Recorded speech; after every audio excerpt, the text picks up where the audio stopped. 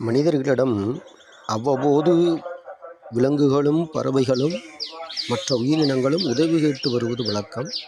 அதுபோல் இந்த மைனா குஞ்சு தனக்கு உதவி கேட்டு நம்மிடம் வந்துள்ளது.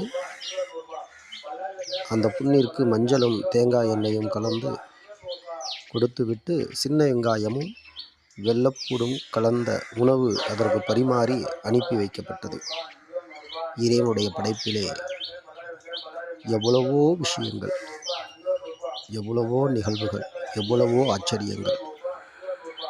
அதை எண்ணி ஒவ்வொரு நிமிடமும் வியக்கத்தான் முடியும், அதற்கு நன்றி சொல்லத்தான் முடியும். நம்மால் ஒன்றும் இயலாது என்பதை புரிந்து கொள்வதே உண்மையான ஆன்மீகம். வாழ்க வளமுடன், வாழ்க நலமாக, வாழ்க வளமாக, வாழ்க குணமாக இறைவனை பிரார்த்திக்கின்றோம்.